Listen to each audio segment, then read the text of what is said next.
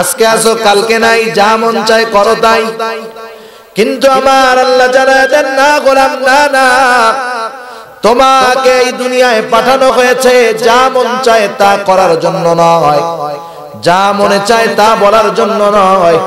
এই দুনিয়ার হায়াত যদিও অল্প, এই সময় তোমাকে কিছু নির্দেশনা দেওয়া হয়েছে, তোমাকে এই সময় কিছু আদেশ করা হয়েছে, কিছু নিষেধ করা হয়েছে। ও আমার গোলাম, দুনিয়ার মধ্যে যখন তুমি এই আদেশ নিষেধগুলা মেনে চলবা, তুমি যখন জান্নাতে যাইবা, তোমার যা মন চায় তুমি সেটাই তা পাইবা।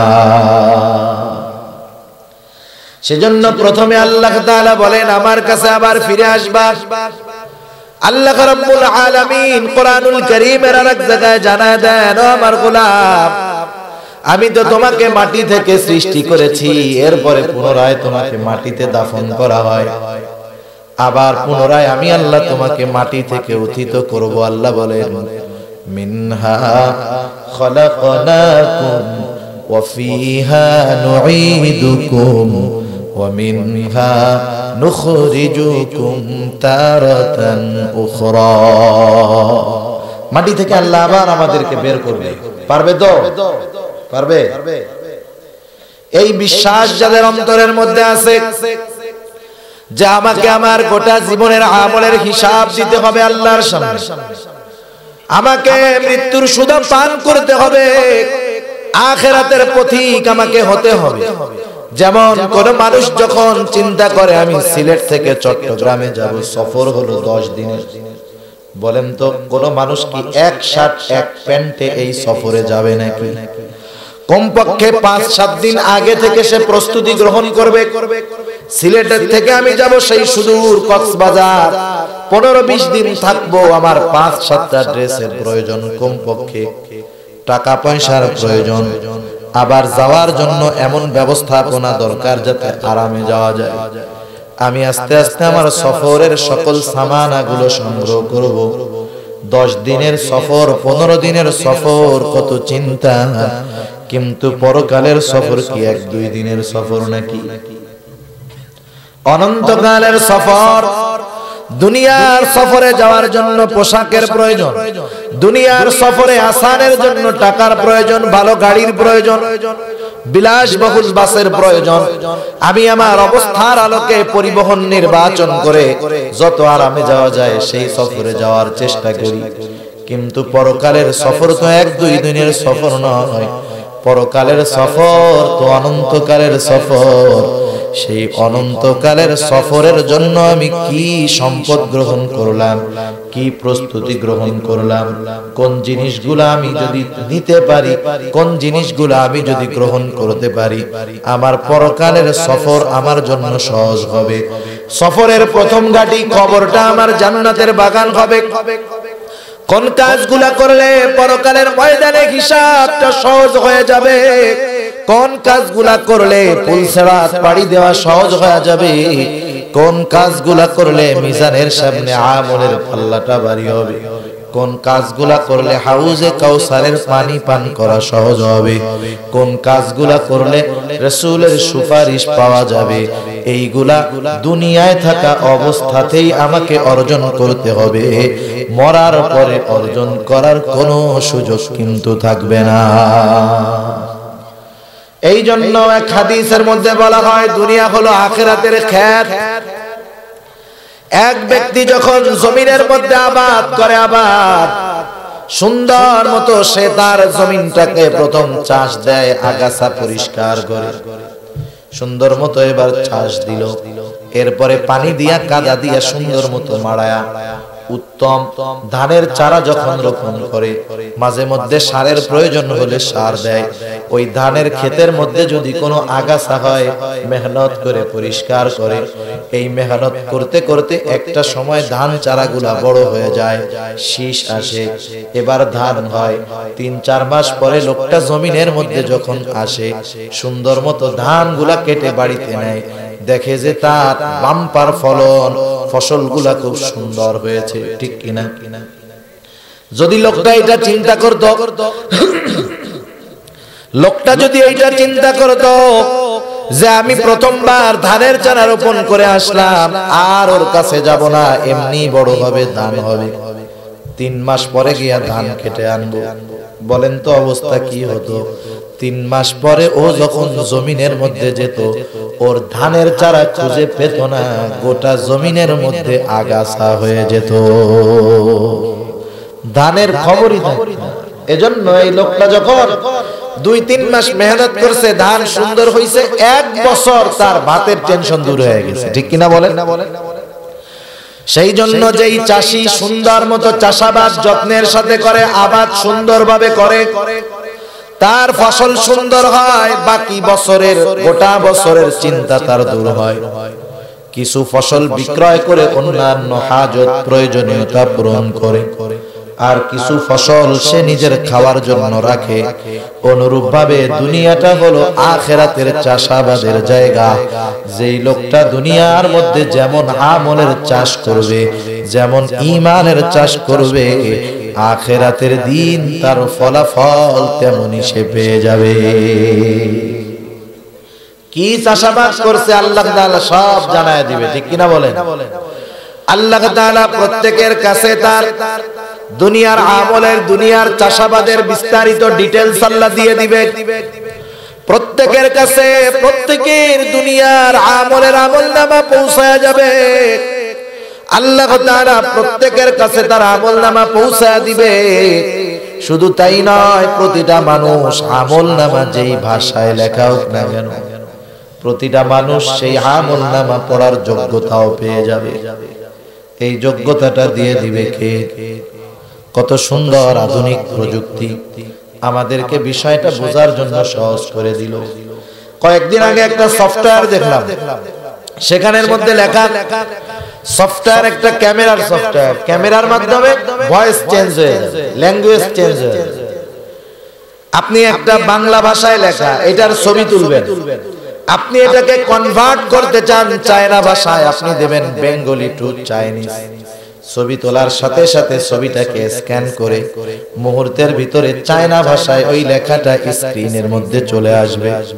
আপনি যদি চান চাইনিজ ভাষাটা বোঝার জন্য কি লেখা আছে চাইনিজ ভাষায়, চাইনিজ ভাষার ছবিটা তুলবেন, স্ক্যানিং করার পরে এর ভিতরে চায়না লেখাটা স্ক্রিনের মধ্যে বাংলা ভাষায় চলে আসবে। এই যে প্রযুক্তি এত উৎকর্ষতা পেল, কার দয়ায়? আওয়াজ দিয়ে বলেন। এই বুদ্ধি দিয়েছে কে?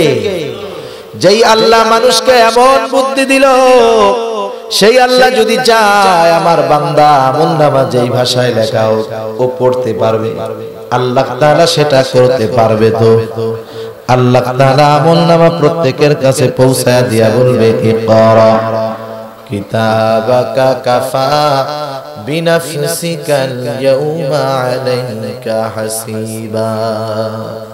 আল্লাহ তাআলা বলবে, পড়ো তোমার আমলনামা, পড়ো তোমার আমলনামা, তোমার হিসাব নেওয়ার জন্য তুমি আজকে নিজেই যথেষ্ট।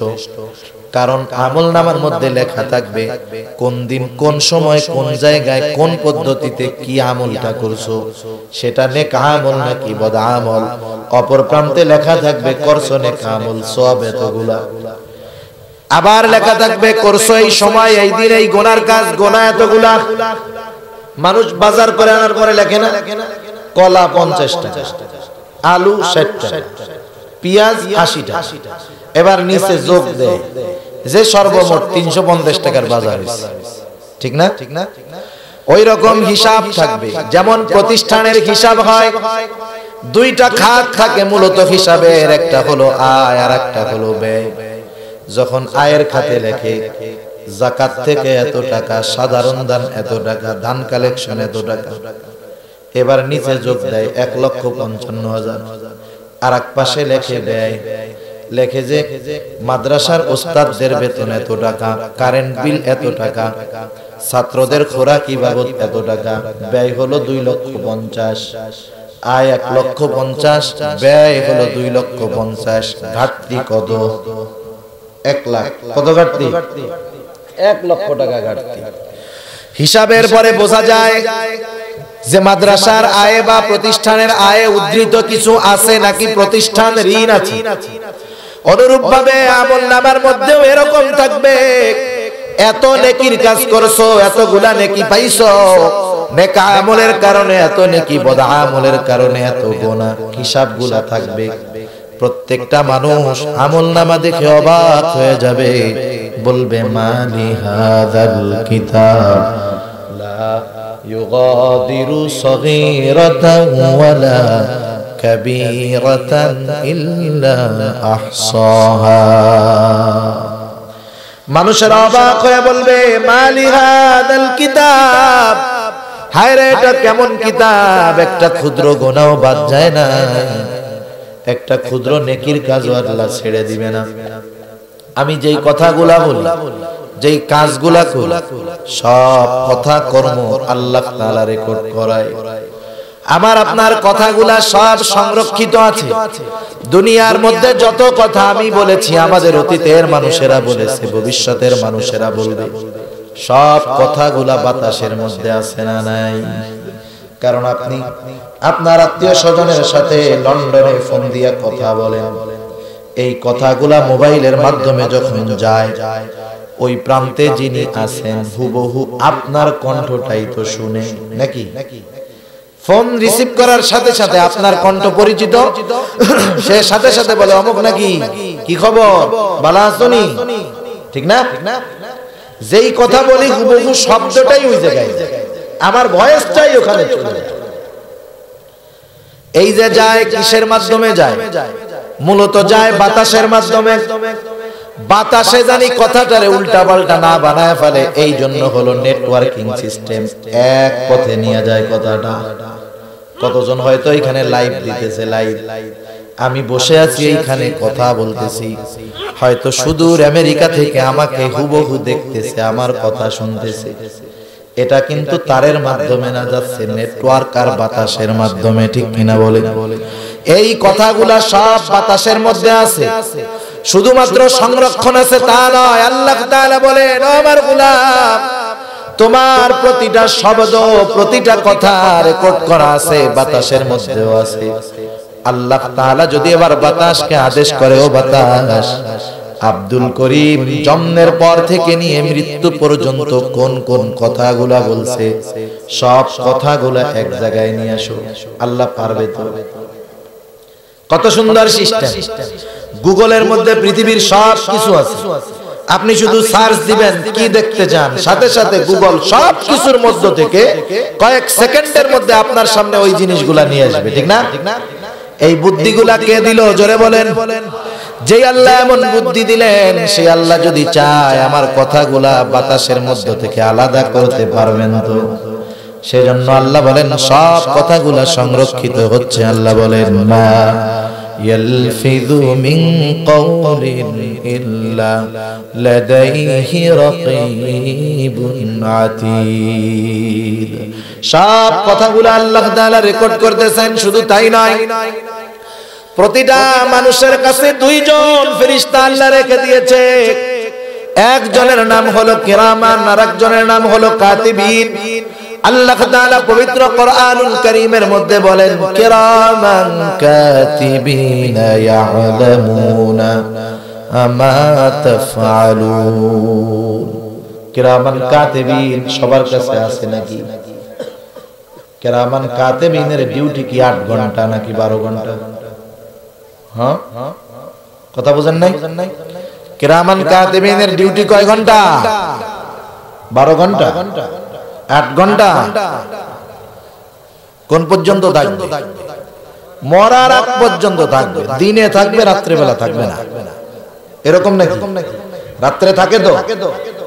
যখন যুবক মোবাইলের মধ্যে একা একা সুন্দর মতো ল্যাপের তলে বসে এরকম দেখে, কিরামান কাতিবিন তখন এগুলা দেখে না। দেখে, সত্যই দেখে। যুবক যখন একা একা নিরালায় গার্লফ্রেন্ডের সাথে কথা বলে, কিরামান কাতিবিন মনে হয় শুনে না। শুনে? হ্যাঁ, হ্যাঁ। তাইলে যদি এই বিশ্বাস থাকে আমার কথা সংরক্ষণ করা হইতেছে, কিরামান কাতিবিন আমি যা করতেছি, বলতেছে, দেখতেছে, শুনতেছে, আল্লাহ তাআলা সেই কথাই বলেন কিরামান কাতিবিন ইয়ালামুনা মা তাফআলুন। আমরা কি করি সব কিরামান কাতিবিন জানে। শুধু কিরামান কাতিবিন জানে না, আল্লাহ জানে না, আল্লাহ তাআলাও জানে। সেজন্য ফাঁকি দেওয়ার উপায় নাই আমাদের। আল্লাহ রাব্বুল আলামিন জানা দেন, আমার গোলাম তোমার কাছে যে আমলনামা পৌঁছানো হবে সেই আমলনামার মধ্যে তোমার দুনিয়ার সব আমল কি করছো লেখা থাকবে। কারণ দুনিয়ার আমল রেকর্ড করার কারণ কি, সংরক্ষণ করার কারণ হলো আল্লাহ বলেন ওয়ামা খালাকাতুল জিন্না ওয়াল ইনসা ইল্লা লিয়াবুদুন। আল্লাহ রাব্বুল আলামিন বলেন আমি মানুষ এবং জিনকে আমি আল্লাহ তাআলা আমার গোলামি করার জন্য সৃষ্টি করেছি। তাহলে দুনিয়ার মধ্যে আমরা কার গোলামি করব? জবান খুলে বলেন। দুনিয়ায় আল্লাহ তাআলা এই 40, 50, 60 বছরের হায়াত দিয়ে পাঠিয়েছেন তার গোলামি করার জন্য, ফুর্তি মারার জন্য নয়, মাস্তি মারার জন্য নয়, এনজয় করার জন্য নয়, উপভোগ করার জন্য নয়, বরং কার গোলামি করার জন্য? আওয়াজ দিয়ে কোন? এই 40, 50 বছর আমরা যদি আল্লাহর গোলামি করতে পারি তাহলে আমাদের কোনো চিন্তা নাই, আমাদের কোনো ভয় নাই। কারণ এই 40, 50 বছর যদি আল্লাহর গোলামি যথাযথভাবে করতে পারি, যথাযথ গোলামির কারণে আল্লাহ তাআলার সাথে আমাদের বন্ধুত্বের সম্পর্ক হয়ে যাবে। যেমন আপনাদের সিলেট অঞ্চলে একবারে হাওড়ের মধ্যে বিশাল বড় আসতে সময় একটা বাড়ি দেখছি, বিশাল এরিয়া। ওই বাড়ির মধ্যে মানুষজন আসে বলে মনে হয় না। হয়তো ওই বাড়ির মালিক বাইরে থাকে, তাই না? ওর বাড়িতে একজন কেয়ারটেকার আছে, একজন রক্ষণাবেক্ষণের লোক আছে। এত বিশাল বড় বাড়ি, দামি দামি ফার্নিচার, দামি দামি খাট, হয়তো অনেকের বাড়ি আবার গরু আছে, অনেক কিছু আছে। বিদেশি মালিক শুধু ওই লোকটাকে বলছে শোনো তুমি আমার বাড়ি থাকবা, তোমার পরিবার থাকবে, তোমার কাজ হলো আমার বাড়ি রক্ষণাবেক্ষণ করা, এই সম্পদগুলো সংরক্ষণ করা, তুমি থাকবা, প্রয়োজনে তোমার আত্মীয় স্বজন আসলেও বেড়াবে, কোনো অসুবিধা নেই, কিন্তু সাবধান এমন কিছু করবা না যাতে আমি কষ্ট পাই। এই লোকটারে সে বাড়িতে নিয়োগ দিয়া গেল চাকর হিসাবে, চাকরি করার জন্য। বলেন তো এই লোকটা যদি বিশ্বস্ততার সাথে মালিকের দেওয়া দায়িত্ব পালন করে, 20 বছর 30 বছর হয়ে গেছে, কোনোদিন মালিকের কোনো সম্পদের ক্ষতি করেনি, মালিকও তার প্রতি খুব খুশি, কারণ 30 বছর হয়ে গেছে সে কোনোদিন এমন কোনো কাজ করে নাই যাতে আমার ক্ষতি হয়েছে। এই মালিকটা ওই গোলাম, ওই চাকর 30 বছর তার বাড়িতে আছে। এই লোকটা যখন বন্ধু বান্ধবদেরকে নিয়ে তার নিজের বাড়িতে আসবে, একসাথে বসা, অপরিচিত মানুষ বন্ধু বান্ধবদেরকে নিয়ে আসছে। এইবার যখন ওই 30 বছর তার বাড়িতে যেই লোকটা কাজ করছে ওই লোকটা যখন সামনে আসবে, আমি এটা অন্তর থেকে বিশ্বাস করি, এবার যদি বন্ধুরা জিজ্ঞাসা করে ওই লোকটাকে, এই মালিক তখন বলবে না ও আমার বাড়ির চাকর, যদি মুরব্বি হয় বলবে ওই লোকটা হলো আমার চাচা। ঠিক না? ছিল চাকর, কিন্তু বিশ্বস্ততার কারণে, তার দায়িত্ব যথাযথভাবে পালন করার কারণে এই লোকটা হয়ে গেছে এখন চাচা। ঠিক কিনা বলেন? আমরা হলাম আল্লাহর গোলাম। কার গোলাম? জোরে বলেন। কিন্তু আমরা যদি এই গোলামি যথাযথভাবে করতে পারি তথা আল্লাহ তাআলার আদেশ নিষেধগুলা যথাযথভাবে মান্য করতে পারি, আল্লাহ তাআলা বলেন ও আমার গোলাম তুমি আর গোলাম থাকবা না, তুমি তখন গোলাম থেকে আমার বন্ধু হয়ে যাবা। আর আল্লাহর বন্ধু যারা হয় তাদের কোনো ভয় আছে? তাদের কোনো টেনশন আছে? তাদের কোনো চিন্তা আছে? তাদের কোনো ভয় নাই, টেনশন নাই, চিন্তাও নেই। আপনি কি এটা এখানে লাগাবেন? আল্লাহ রাব্বুল আলামিন পবিত্র কোরআনুল কারীমের মধ্যে বলেন আলা ইন্না আউলিয়া আল্লাহি লা খাউফুন আলাইহিম ওয়ালা হুম ইয়াহজানুন। আল্লাহ রাব্বুল আলামিন বলেন এই দুনিয়ার মানুষ জেনে রাখো, আলা ইন্না আউলিয়া আল্লাহ, যে যারা আল্লাহর ওলি তথা আল্লাহর বন্ধু, তাহলে আল্লাহর বন্ধু কারা? আল্লাহর গোলামি যথাযথভাবে করে যারা, ঠিক কিনা বলেন? আল্লাহ বলেন ওরা আমার গোলামি যথাযথভাবে করার কারণে ওরা আমার বন্ধু। আর যারা আল্লাহর বন্ধু, আল্লাহ বলেন লা খাউফুন আলাইহিম ওয়ালা হুম ইয়াহজানুন। আল্লাহর ওলি যারা, এদের দুনিয়া আখিরাত উভয় জাহানে ভয়ও নাই, চিন্তাও নাই। সুবহানাল্লাহ। তাহলে আল্লাহর ওলি হইলে, আল্লাহর গোলাম হইলে লাভ না লস? সেই আল্লাহ আমাদেরকে জানায় দেন, আমার বান্দা আমি আল্লাহ তাআলা তোমাদেরকে আমার ইবাদত করার জন্য সৃষ্টি করেছি। দুনিয়ার মধ্যে আমার গোলামি যদি করো, যথাযথভাবে গোলামি করলে আমার সাথে তোমার একটা ভালো সম্পর্ক হয়ে যাবে। পরকালের টেনশনও তোমার নাই, দুনিয়ার কোনো ভয় চিন্তা তোমার থাকবে না। কারণ আপনাদের এলাকার এমপি সাহেব যিনি, বলেন তো কমপক্ষে এই এরিয়ার মধ্যে এমপির আত্মীয়র কোনো ভয় আছে নাকি? কেউ ঠেকাইলেই বলে এমপি সাহেব আমার ভাই, এমপি সাহেব আমার চাচা, এমপি সাহেবের ছেলে আমার বন্ধু, এরকম বলে না অনেক সময়? দুনিয়ার একজন ক্ষমতাধরের সাথে কোনো মতে পরিচয় পাইলেই কত সুন্দরভাবে পরিচয়টাকে প্রেজেন্ট করে, চিন্তা ভয় দূর করে। আর যেই মানুষগুলা আল্লাহর গোলাম, তার তো কোনো চিন্তা থাকতে পারে না। এমনি একজন পিয়ন একটা পদ, আমি এই পদটাকে খাটো করার জন্য বলতেছি না, বোঝানোর জন্য।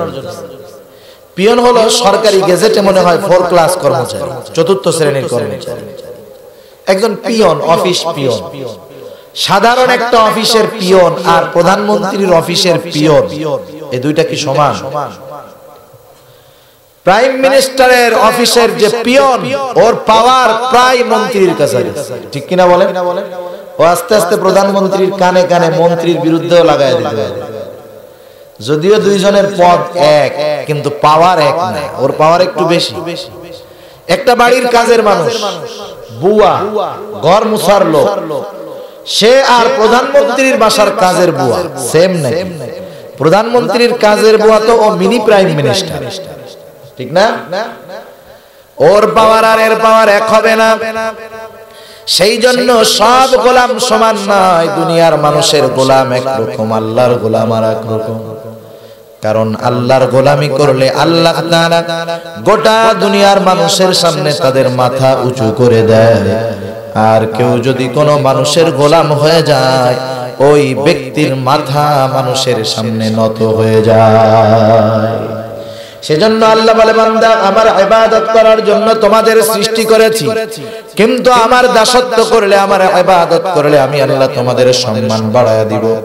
দুনিয়ায়ও ভয় নাই, টেনশন নাই, আখিরাতেও ভয় নাই, তোমাদের কোনো চিন্তা নাই। কারণ মুমিন মানুষ যারা, ইমানদার যারা, এই মানুষগুলা পরকালের চিন্তা বেশি করে। তারা চিন্তা করে আমি তো মরে যাব, মারা যাওয়ার পরে আমার কি অবস্থা হবে, আমার আমলের অবস্থা কি, আমার তো অনেক সওয়াব নাই, গুনাহ তো কম করি নাই। এই চিন্তাগুলা মুমিন বান্দাদের অন্তরে বেশি থাকে। এজন্য তারা চিন্তিত থাকে বেশি। আল্লাহ বলে তুমি চিন্তা করো না, দুনিয়ার মধ্যে আমি আল্লাহর গোলামি করেছো, আর পরকালে আমি আল্লাহর পক্ষ থেকে সাহায্য পাবা না, এটা হতে পারে না। সেই জন্য মুমিন বান্দার ভয় থাকার পরেও তার নিশ্চয়তা আল্লাহ তাআলা দিয়েছেন। আর রাসূলুল্লাহ সাল্লাল্লাহু আলাইহি ওয়াসাল্লাম জানায় দিয়েছেন কোন কাজ করলে আল্লাহর গোলামি করতে আমাদের সহজ হবে। নবী আমার বলেন, আকসিরু যিকরা হাদিমিল লাযযাত, বেশি বেশি ওই জিনিসের স্মরণ করো যেই জিনিস সকল স্বাদকে বিনষ্ট করে দেয়। দুনিয়ার মাস্তি, দুনিয়ার মজা, দুনিয়ার ফুর্তি সব কিছু নষ্ট করে দিতে পারে মৃত্যু, ঠিক কিনা বলেন? মনে করেন একটা বিবাহ বাড়ি, শত শত মানুষ আসছে, আগামীকাল মেয়েটার বিবাহ, শত শত মানুষ, 500 মানুষ বাড়ির মধ্যে, কি আনন্দ! সিলেট চট্টগ্রামের বিবাহের কথা তো আর নাই বাবু। আনন্দের ঠেলায় অস্থির। কমিউনিটি সেন্টারে আয়োজন তো আছে, বাড়ির মধ্যে আরাম মহা আয়োজন। আগামীকাল মেয়েটার বিবাহ হবে, সব আত্মীয় স্বজন হাজির। লন্ডন থেকে সব আত্মীয় চলে আসছে, আমেরিকা থেকে সব আত্মীয় চলে আসছে, কত আনন্দ। আর যদি ফ্যামিলিটা একটু বদদিন হয়, গান বাজনা ডেক সেট নাচানাচি আছে না নাই? ঢাকার থেকে শিল্পী নিয়ে আসছে গান গাওয়ানোর জন্য, শত শত মানুষের আয়োজন, সবার মনে খুশি, সবার মনে আনন্দ। হঠাৎ করে এই ফুর্তির মধ্যে একজন এসে খবর দিল, হায় রে দুঃসংবাদ, কি হইছে? এবার ওই লোকটা বলতেছে, তোমরা আনন্দ করতেছো, আর যার বিবাহ আগামীকাল সে তো স্ট্রোক করে মরে যাওয়ার মতো অবস্থা। বলেন তো, ওই বাড়ির মধ্যে যদি 1000 লোকও থাকে, একটা মানুষেরও কি তখন আনন্দ থাকবে নাকি? মর লোকে আনন্দ নষ্ট হইল কার? দেখুন, আরেকজনের মৃত্যু আমার আনন্দকে নষ্ট করে দেয়। যেই মাইক দিয়া একটু আগে গান চলতেছিল, আরেকজন বলবে তুই যা কোরআন শরীফ পড়া শুরু কর, ঠিক না? একটু আগে ছিল গান, এখন কি বলবে? যে কোরআন শরীফ পড়া শুরু কর। মুহূর্তের ভিতরে পুরা সিন চেঞ্জ। একটা মৃত্যুর খবর গোটা পরিবেশকে উল্টায়া দিল। সেই মৃত্যু প্রত্যেকের হবে কি হবে না? যুবকের মনে হয় হবে না, শিশু মনে হয় মরে না। মৃত্যু প্রত্যেকের কাছে আসবে, কোন সময় আসবে, কোন ক্ষণে আসবে কেউ জানে না, কিন্তু মৃত্যু যে আসবে এটা সুনিশ্চিত। সময়টা, স্থানটা নির্ধারণ করে রাখছে কে? আল্লাহ তাআলা। কারণ সময় আর স্থান যদি মানুষরা আল্লাহ জানায় দিত, তাহলে যেই জায়গায় ওর মরার কথাও জিন্দেগিতেও যাওয়ার চেষ্টা করছে না, কইতেছে না না ও জায়গায় তো যাওয়াই যাবে।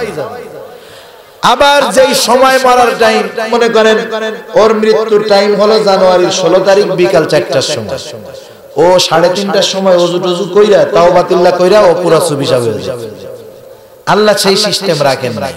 আবার এমন সিস্টেমও রাখেন না যে বৃদ্ধ আগে মরবে, যুবক পরে মরবে, বালক মরবেই না, এরকম সিস্টেম আল্লাহ রাখেন না। একবারে নাবালক মরে, পেটের মধ্যেও মরে, হওয়ার পরেও মরে, 1 বছর বয়সেও মরে, 10 বছরেও মরে। দাদা আগে মরে, ছেলে পরে মরে, সন্তান আগে মরে, বাবা পরে মরে, আছে না নাই? কিন্তু প্রতিটা মানুষের মৃত্যুর সময় নির্ধারণ করা আছে, এটা আল্লাহ জানেন। দুনিয়ার কেউ এই সময়টা জানে না। আল্লাহ তাআলা বলেন, সেই সময়টা যখন আসবে, মানুষ সুস্থ হোক আর অসুস্থ হোক, বৃদ্ধ হোক আর যুবক হোক, বালক হোক আর কিশোর হোক, এটা দেখার সময় নাই। মৃত্যু আসার সাথে সাথেই তাকে মরতেই হবে। সুস্থ মানুষ, যুবক, ফিগার টিগার সব ভালো, মুহূর্তের ভিতরে বুকে ব্যথা উঠছে, 3 মিনিটের মধ্যে লাশ হয় কি হয় না? সেজন্য আল্লাহ তাআলা বলেন, ফাইযা জাআ আজালুহুম লা ইস্তাখিরুনা সাআতাও ওয়া লা ইস্তাকদিমুন। প্রত্যেকটা মানুষের জন্য নির্ধারিত সময় আছে, যেই সময় সে মরবে। যখন সেই সময়টা তার কাছে চলে আসবে, মৃত্যুর নির্ধারিত সময় আসার পর, সুস্থ হোক আর অসুস্থ হোক, বৃদ্ধ হোক আর যুবক হোক, 1 মুহূর্ত পরেও সে দুনিয়ায় থাকতে পারবে না, 1 মুহূর্ত আগেও সে দুনিয়া থেকে যাবে না। নির্ধারিত সময় মালাকুল মউত তাকে নিয়েই যাবে। শুধু তাই নয়, মৃত্যু থেকে বাঁচার জন্য যত প্রকার চেষ্টাই সে করুক না কেন, যত জায়গায় পালাক না কেন, পালাতে পারবে না, মৃত্যুই তার কাছে পৌঁছায়া যাবে। আল্লাহ তাআলা বলেন, قل إن الموت الذي تفرون منه فإنه ملاقيكم ثم تردون إلى عالم الغيب والشهادة فينبئكم بما كنتم تعملون। আল্লাহ তাআলা বলেন, নবীকে আপনি বলে দিন, ইন্নাল মাউত আল্লাযী তাফিরুনা মিনহু ফাইন্নাহু মুলাকীকুম। মাউত যার থেকে তোমরা পলায়ন করো। কোন মানুষ কিন্তু মৃত্যুকে পছন্দ করে না, মৃত্যু থেকে সবাই বাঁচতে যায়। আল্লাযী তাফিরুনা মিনহু, যার থেকে তোমরা পলায়ন করো, ফাইন্নাহু মুলাকিকুম, অবশ্যই সেই মৃত্যু তোমাদের সাথে সাক্ষাৎ করবে। কত সেফটির জায়গা তুমি পালাবা। দুনিয়ার মধ্যে অনেক সেফটি জায়গা আছে, অনেক সেফটি গাড়ি আছে, অনেক সেফটি পোশাক আছে। যেমন অনেক গাড়ি আছে বুলেট প্রুফ গাড়ি, এমনও গাড়ি আছে রকেট লঞ্চার মারলেও সেটা ভাঙবে না। এমন পোশাক আছে বুলেট প্রুফ পোশাক, পরলে গায়ে গুলি লাগবে না। বলেন তো দুনিয়ার মধ্যে মৌত প্রুফ কোন পোশাক আছে নাকি? মৃত্যু প্রুফ কোন পোশাক নাই। কোন মানুষ যদি এমন জায়গাও পালায় যেখানে বাতাস ঢোকার কোন জায়গা নাই, একবারে চুল পরিমাণও ছিদ্র নাই, সেই জায়গায় মালাকুল মউত পৌঁছাতে পারবে কি পারবে না? আল্লাহ তাআলা বলেন, আইনামা তাকুনু ইউদরিকুমুল মাউত ওয়ালাউ কুনতুম ফি বুরুজিম মুশাইয়াদা। তুমি যদি সুদৃঢ় দুর্গের ভিতরেও পলায়ন করো, যেই জায়গায় তুমি পালাও না কেন, মৃত্যু তোমার কাছে যাবে, পৌঁছায়া যাবে। ইউদরিকুমুল মাউত, মাউত তোমার কাছে পালাবে। কোথায় তুমি পালাইবা? ওয়ালাউ কুনতুম ফি বুরুজিম মুশাইয়াদা, তুমি যদি সুদৃঢ় মজবুত দুর্গের ভিতরেও পলায়ন করো, মৃত্যু সেইখানে গিয়া উপস্থিত হয়ে যাবে। সবার থেকে পালানো যাইতে পারে, মৃত্যুর থেকে পালানো যাবে? পালানো যাবে। সেই মৃত্যু আমাদের প্রত্যেকের হবে, কিন্তু মৃত্যু হবে সবার, কিন্তু সবার সেম কোয়ালিটির মরণ হবে না। কেউ তো মরবে ঈমানবিহীন, কেউ তো মরবে ঈমানের সাথে। কারো মৃত্যু হবে শাহাদাতের মৃত্যু, কারো মৃত্যু হবে কুফুরের উপর, কারো মৃত্যু হবে কষ্টের উপর, কারো মৃত্যু হবে আসানের সাথে। প্রত্যেকটা মানুষকে সেই জন্য নবী আমার এই মৃত্যুর কথা বেশি বেশি স্মরণ করার কথা বলেন। কারণ অধিক মৃত্যুর স্মরণ মানুষকে গুনার কাছ থেকে বাঁচায়, অধিক মৃত্যুর স্মরণ মানুষকে আল্লাহর দিকে ধাবিত করে। এজন্য দেখেন না, যেটা বেনামাজি জীবনে জুমার নামাজও পড়ে না, ওর বাপ যদি মারা যায়, বাপ মারা যাওয়ার পরে কিছুদিন দেখবেন ওই লোকটাও 5 ওয়াক্ত নামাজ পড়ে, ঠিক না? কারণ বাবার মৃত্যু তার লাইফকে চেঞ্জ করে দেয়। এক সময় দুনিয়ার সাথে মিশে আবার যেই সেই, কিন্তু ওই বাবার মৃত্যুর সময় তার অন্তরের যেই অবস্থা, যেই স্মরণ, এটা যদি সে সর্বদা করত, সে আর নামাজ ছাড়তো না, ঠিক কিনা বলেন? এজন্য মৃত্যু প্রত্যেকের কাছে আসবে। মুমিন ব্যক্তির মৃত্যু আর বেঈমান বদ্দিনের মৃত্যু কিন্তু সেম কোয়ালিটির হবে না। দুইজনের মৃত্যুর মধ্যে তফাৎ আছে। কারণ যেই মানুষগুলা নেককার বেশি হয়, মৃত্যুর চিন্তা তারা বেশি করে। যেই মানুষগুলা দুনিয়ার মাস্তির মধ্যে ডুবে থাকে, ওরা কিন্তু মৃত্যুর কথা ভুলে থাকে, ঠিক কিনা বলেন? এজন্য দেখবেন আমাদের সমাজে যেই মুরব্বীরা আছে, নামাজ কালাম ঠিক মতো পড়ে, এদেরকে যখন জিজ্ঞাসা করা হয়, মুরব্বী আপনার বয়স হয়ে গেছে 70 বছর, দাড়িগুলা পেকে গেছে, চুলগুলা পেকে গেছে, দাঁত পড়ে গেছে, চামড়াগুলা ঘুচিয়ে গেছে, দৃষ্টি শক্তি কমে গেছে, এখন আপনার আর কি চাওয়া, কি আশা? অধিকাংশ দিনদার মানুষের জবাব হলো, এখন আর দুনিয়ার কোনো কিছু চাওয়ার নাই। এখন আল্লাহ তাআলার কাছে একটা জিনিস চাই, যেন আল্লাহ রাব্বুল আলামিন ঈমানের সাথে আমার মৃত্যুটা দেয়, ঠিক না? আর যেই বেটা দুনিয়াদার, ও যতই বৃদ্ধ হোক না কেন, ওই বৃদ্ধ মানুষটাও চিন্তা করে দুনিয়ার মধ্যে আর কিছুদিন থেকে আর কিছু সম্পদ যদি উপার্জন করা যায় তো ভালো হইতো, ঠিক না? দেখেন দুইজনেই বৃদ্ধ, কিন্তু দিনদারের চিন্তা একরকম, দুনিয়াদারের চিন্তা আরেক রকম। আল্লাহ তাআলার গোলাম ওই দিনদার বৃদ্ধ, আল্লাহ তাআলা ওই দিনদারের ব্যাপারে সুসংবাদ জানায় দেন। আল্লাহ তাআলা বলেন, ও আমার গোলাম, সারাটা জীবন আমার গোলামি করলা, মৃত্যুর চিন্তা করো, তোমার কোনো টেনশন নাই, চিন্তা নাই। কারণ প্রতিটা মানুষের মৃত্যুর সময় শয়তান তার সর্বোচ্চ শক্তি দিয়া তাকে বেঈমান বানানোর চেষ্টা করে। কারণ শয়তানের মিশন হলো মানব জাতিকে পাপের দিকে ঠেলে জাহান্নামের বাসিন্দা বানায় দেওয়া। এটা হলো শয়তানের মিশন। এই জন্য শয়তান চায় মানুষগুলাকে মৃত্যুর সময় বেঈমান বানায় দুনিয়া থেকে বিদায় করার এই অপচেষ্টা শয়তান করে। এই চিন্তাটাই মুমিনরা করে না জানি মৃত্যুর সময় শয়তানের ধোঁকায় পড়ে ঈমানটা হারায় বসি। এই ভয় মুমিনের মধ্যে কাজ করে।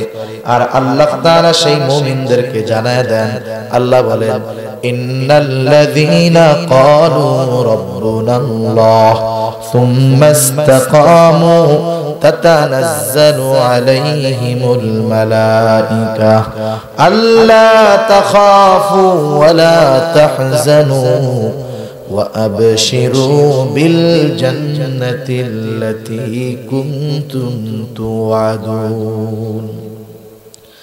আল্লাহ রাব্বুল আলামিন বলেন, নিশ্চয়ই যারা বলে আমাদের রব হলো আল্লাহ, আমাদের রব কে? আরো জোরে বলেন না রব কে? আরো জোরে বলেন আমাদের রব কে? আল্লাহ তাআলা বলেন, যারা বলে আমাদের রব হলো আল্লাহ, শুধু আল্লাহকে রব বলে মুখ দিয়া এমনটা নয়, আল্লাহকে রব বলার পরে রবের সব আদেশ নিষেধগুলা মান্য করে। রব যেটা করতে বলেছে সেটা করে, রব যেটা বারণ করেছে নিষেধ করেছে সেটা থেকে বিরত থাকে। তথা আল্লাহকে রব বলার পরে প্রতিটা মানুষের উপরে কিছু আদেশ নিষেধ আছে না নাই? মনে করেন আপনি একটা প্রতিষ্ঠানে ভর্তি হইলেন, একটা প্রতিষ্ঠানে ভর্তি হওয়ার পরে প্রতিষ্ঠানের কিছু পার্সোনাল ল আছে, প্রাতিষ্ঠানিক কিছু আইন আছে। আপনি ভর্তি হওয়ার সাথে সাথে প্রতিষ্ঠানের ওই আইনগুলা মানতে বাধ্য, ঠিক কিনা? যদি না মানেন প্রতিষ্ঠান থেকে রুলস থাকবে যে আমাদের প্রতিষ্ঠানের আইনগুলা যদি কেউ অমান্য করে তাহলে তাকে এখান থেকে বহিষ্কার করার অধিকার প্রতিষ্ঠান রাখে, কর্তৃপক্ষ রাখে। আর যদি সে প্রতিষ্ঠানের সব আইন কানুন মেনে চলে তাহলে তাকে পুরস্কৃত করা হবে। অনুরূপভাবে আমরা যখন বলি আল্লাহ আমার রব, এই কথা যখন মুখে বলি অন্তরে স্বীকার করি তখন কিছু কর্ম চলে আসে, ঠিক কিনা বলেন? কর্মগুলা হলো রবের আদেশ নিষেধ মান্য করা। আল্লাহ তাআলা বলেন, যেই মানুষগুলা আমি আল্লাহকে রব বলে স্বীকার করবার পর ইস্তেকামতের উপরে থাকে, দৃঢ়তার উপরে থাকে, জীবনে যত বাধা আসুক না কেন, কষ্ট আসুক না কেন, আমি রবের আদেশ নিষেধ থেকে কখনো সে বিচ্যুত হয় না। রবের আদেশ মানতে গিয়া কষ্ট হলেও মানে, রবের নিষেধ মানতে গিয়া কষ্ট হলেও সেই নিষেধ থেকে বিরত থাকে। এইভাবে এই মানুষগুলা যখন মরণাপন্ন অবস্থায় চলে যায়, কারণ এই মানুষগুলা তো চিন্তা করে ঈমান নিয়ে মরতে পারবো কিনা। আল্লাহ তাআলা বলেন, ও আমার গোলাম, সারাটা জীবন আমাকে রব মানলি, সারাটা জীবন আমার গোলামি করলি, মরার সময় শয়তান ধোঁকা দিয়া তোকে বেঈমান বানায় দিবে। তুই এই চিন্তা করিস না, তোর জন্য আমি আল্লাহ আসমান হতে সেনাবাহিনী পাঠায়া দিব। আল্লাহ রাব্বুল আলামিন বলেন, তাতানাজ্জালু আলাইহিমুল মালায়েকা, আল্লাহ তাআলা ওই লোকের কাছে আসমান হতে ফেরেশতার বাহিনী পাঠায়া দেয়। শয়তানের বাহিনীও হাজির হয়, আল্লাহ তাআলার বাহিনীও চলে আসে। ওই ফেরেশতারা এসে মুমূর্ষ ব্যক্তির কাছে বলতে থাকে, আল্লাহ তাখাফু ওয়া লা তাহজানু। তারা এসে বলে, আল্লাহর বান্দা তুমি ভয়ও পেও না, চিন্তাও করো না, তোমার দুনিয়ায়ও ভয় নাই, আখিরাতেও ভয় নাই, দুনিয়ায় চিন্তা নাই, আখিরাতেও চিন্তা নাই, তুমি তো আল্লাহর গোলাম, তুমি তো আল্লাহর বন্ধু। শয়তান ধোঁকা দিয়া তোমাকে বেঈমান বানাতে তো পারবেই না। বরং শুনে নাও আল্লাহর পক্ষ থেকে তোমার জন্য কি সুসংবাদ। আল্লাহ বলেন, ওয়া আবশিরু বিল জান্নাহ, ওই মুমূর্ষ ব্যক্তির কাছে আল্লাহ তাআলার পক্ষ থেকে ফেরেশতারা জান্নাতের সুসংবাদ পৌঁছায়া দেয়। যার মৃত্যু নিশ্চিত, সে যদি ঈমানদার হয় তার কাছে জান্নাতের সুসংবাদ আল্লাহ পাঠায়া দেয়। সুবহানাল্লাহ। জান্নাতের সুসংবাদ, সুসংবাদ মানুষ, সংবাদ মানুষ অনেক মাধ্যমে পায়, অনেক মাধ্যমে পাওয়া যায় না? যেমন মনে করেন আপনি এই জায়গায় বসে আছেন, রাস্তার অপর প্রান্তে আপনি দেখলেন হঠাৎ করে অনেক কালো ধোঁয়া উঠছে। এই কালো ধোঁয়া আপনাকে কিসের সংবাদ দিবে যে নিচে আগুন জ্বলছে, ঠিক না? এই সংবাদ পাবে না। আবার মনে করেন আপনি এক বন্ধুর বাসায় বেড়াতে গেছেন, আপনার খুব পছন্দের খাবার হলো বিরিয়ানি। বিরিয়ানি চিনেন তো? বিরিয়ানি, বিরিয়ানি রান্না করলে একটা স্মেল আসে, গন্ধ আসে না? খুব মজার গ্রান। আপনি বন্ধুর বাসায় যায় যখন বসছেন, বন্ধুর মা আপনার পছন্দের খাবার বিরিয়ানি রান্না করতেছে। বন্ধু আপনারে বলেও নাই, আপনি দেখেনও নাই, কিন্তু গ্রানটা যখন আসছে আপনি কিসের সংবাদ পাইলেন? বিরিয়ানির সংবাদ। তার মানে দেখার মাধ্যমেও সুসংবাদ পাওয়া যায়, গ্রানের মাধ্যমেও সুসংবাদ পাওয়া যায়, অনুভূতির মাধ্যমেও সংবাদ পাওয়া যায়। যেমন একটা মানুষ অন্ধ, চোখে দেখে, আপনি যখন ঠান্ডা কিছু তার গায়ের সাথে লাগাবেন সে ঠান্ডা অনুভব করবে, গরম কিছু লাগাইলে গরম অনুভব করবে। সে পঞ্চ ইন্দ্রিয়র মাধ্যমেও সে সংবাদ পেতে পারে, সেটা সুসংবাদ হোক আর খারাপ সংবাদ। ভালো মতো হাত বুলায় দিলে বুঝবে কি আমার আদর করতেছে, লাঠি দিয়ে যদি জব্বর আকারে মারে কি বুঝবে? সাইজ করে। সেজন্য অনুভূতির দ্বারাও মানুষ সংবাদ, সুসংবাদ অথবা দুঃসংবাদ পায়। এখন কোন ইমানদার কিভাবে জান্নাতের সুসংবাদ পাবে সেটা আল্লাহ ভালো জানেন। কেউ হয়তো জান্নাতের ঘ্রাণ পাবে, কেউ হয়তো জান্নাত দেখবে, কারো কানে হয়তো জান্নাতের সুসংবাদ পৌঁছায় দেওয়া হবে, ঠিক কিনা বলেন? এখন জান্নাতের সুসংবাদ যখন কেউ পাবে, জান্নাতের নেয়ামতের খবর যখন সে শুনবে, তার মৃত্যুর যন্ত্রণা হবে ঠিক, কিন্তু সে সেটা অনুভব করতে পারবে না। হযরত ইউসুফ আলাইহিস সালাম কেমন সৌন্দর্য আল্লাহ তাআলা তাকে দান করেছিল। আজিজে মিসরি, মিশরের খাদ্যমন্ত্রী, যখন তার স্ত্রী ইউসুফ আলাইহিস সালামের চেহারা দেখে তার প্রতি আশিক হয়ে গেল। একটা সময় যখন শহরে সবার কানে কানে পৌঁছায় গেল, দেখো আজিজে মিসরি কত সম্মানিত ব্যক্তি, মিশরের খাদ্যমন্ত্রী, তার স্ত্রী জুলাইখা একজন গোলাম, তার প্রেমের আকৃষ্ট হয়ে গেছে। এটা তো বংশের জাত যায়। মানুষের অপমান করা শুরু করলো। যায়রে জুলাইখা, তুমি কি মানুষ আর পাও নাই? তুমি তোমার ঘরের নিজের গোলাম, তার প্রেমে আকৃষ্ট হয়ে গেছো। এটা তো মান সম্মানের ব্যাপার, এটা তো উচ্চ বংশীয় মানুষের জন্য অপমানের ব্যাপার যে তুমি খাদ্যমন্ত্রীর স্ত্রী, তোমার পছন্দ হয়েছে একটা গোলামকে। এবার এই অপবাদের জবাব কিভাবে দিবে? সে শহরের সব সম্ভ্রান্ত মহিলাদেরকে দাওয়াত করলো যে তোমরা একদিন সবাই আমার বাসায় মেহমান হইবা, তোমাদের প্রশ্নের জবাব দেওয়া হবে। সব মহিলারা হাজির হয়ে গেল। সকলের হাতে দেওয়া হলো একটা হাতে ফল আর এক হাতে ছুরি। তাদেরকে বলা হলো যখন তোমাদেরকে আদেশ করা হবে তখন তোমরা এক হাতের ছুরি দিয়া অপর হাতের ফল কাটবা। সবাই এক হাতে ছুরি এক হাতে ফল নিয়ে তৈয়ার। এইবার আজিজে মিসরির স্ত্রী জুলাইখা হযরত ইউসুফ আলাইহিস সালাম তাকে নিয়ে যখন তাদের সামনে গেল, সবাইকে আদেশ করলো ছুরি কাটো, ছুরি দিয়া ফল কাটো, ছুরি দিয়া ফল কাটা শুরু করলো। অপর দিক দিয়া ইউসুফ আলাইহিস সালামকে তাদের সামনে নিয়ে গেল। জুলাইখা বলতেছে সবাই দেখো এই তো ইউসুফ। এইবার ওই মজলিসের সব মহিলারা ইউসুফ আলাইহিস সালামের দিকে তাকায় আছে, এমন নজর দিছে তাকায় আছে। এইবার নজর দিয়া দেখতে দেখতে এতটা আকৃষ্ট হয়ে গেছে ইউসুফ আলাইহিস সালামের ব্যাপারে তারা বলতেছে হাদা ইন্নী মালাকুন কারীম মা হাদা বাশারা ইন হাদা ইল্লা মালাকুন কারীম। ও জুলাইখা, তুমি আমাদেরকে কি দেখাও? মা হাদা বাশারা, এটা তো কোনো মানুষ হতে পারে না, এটা তো একটা ফেরেশতা। ইউসুফ আলাইহিস সালামকে সরায় ফেলা হলো। এইপরে জুলাইখা বলতেছে ওই তোমাদেরকে কাটতে দিয়েছিলাম ফল, কি কাটছো?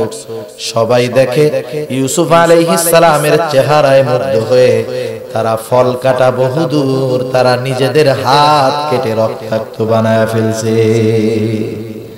ইউসুফ আলাইহিস সালামের চেহারা দেখা মাথা ঠিক নাই, হাত কাটতেছে কিন্তু টের পায় না।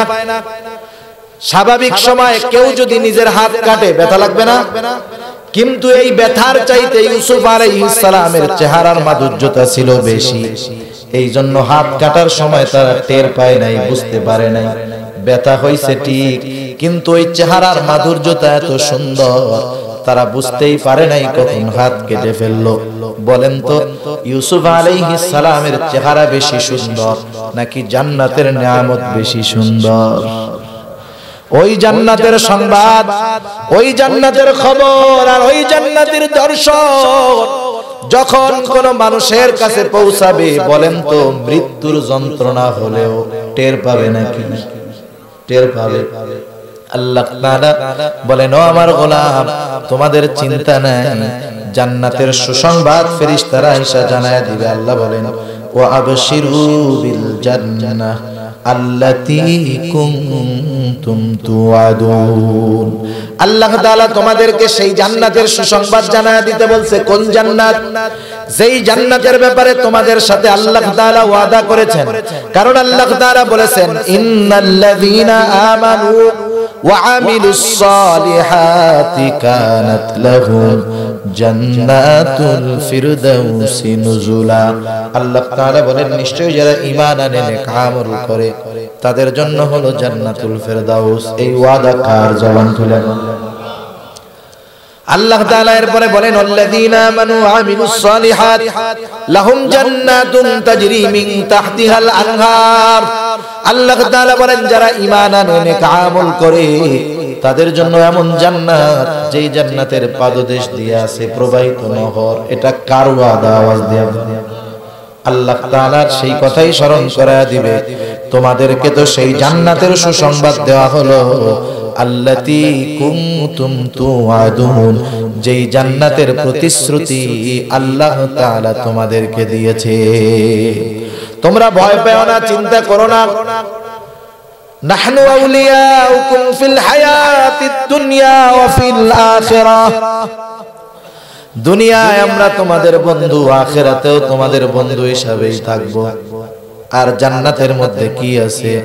ওয়ালাকুম ফিহা মা তাশতাহি আনফুসুকুম ওয়ালাকুম ফিহা মা তাদউন। জান্নাতের মধ্যে কি আছে? সহজ কথা, মন যা চায় তাই আছে। সুবহানাল্লাহ। জান্নাতের মধ্যে সব আছে। দুনিয়ায় যা মন চায়, জান্নাতে তাও আছে। আছে না? দুনিয়া হলো মন চাওয়ার জায়গা, পূরণ হওয়ার জায়গা। দুনিয়াতে অনেক কিছু আসবে, চাহিদা আসবে, পূরণ হবে না। জান্নাত হলো চাহিদা পূরণ হওয়ার জায়গা। ঠিক কিনা বলেন? দুনিয়ায় কেউ বুড়া হইতে চায় না। কোন মানুষ চায় যে আমি বুড়া হব? দুনিয়ায় কেউ চায় না যে বুড়া হবে। সেজন্য কত সময় সেলুনে গিয়া দেখবেন বুড়া মানুষ 60 বছর বয়স, সেলুনের নাপিতের কাছে গিয়া বলে, ওই কালা কলপটা এমন ভাবে মারবি যেন 35 বছরের যুবকের মতো মনে হয়। ঠিক না? বুড়া মানুষ যুবক হইতে চায়, কেউ বুড়া হইতে চায় না। দুনিয়ার মধ্যে সবাই চায় সুন্দরী বিবি থাকবে, তা সুন্দর স্ত্রী থাকবে, কিন্তু দুনিয়ার মধ্যে হয় না। অনেক সময় মন চায় সুন্দর, কিন্তু ভাগ্যক্রম হয়ে গেছে কালা। ঠিক না? দুনিয়ায় চায় মন, কিন্তু দুনিয়ায় পূরণ হবে না। দুনিয়ায় পূরণ হবে না, পূরণ হবে জান্নাতে। ঠিক কিনা বল? সেজন্য দুনিয়ায় মানুষ চায় যে আমি সুস্থ থাকতে চাই, অসুস্থ হব না। কিন্তু দুনিয়ায় সম্ভব অসুস্থ না হয়ে থাকা।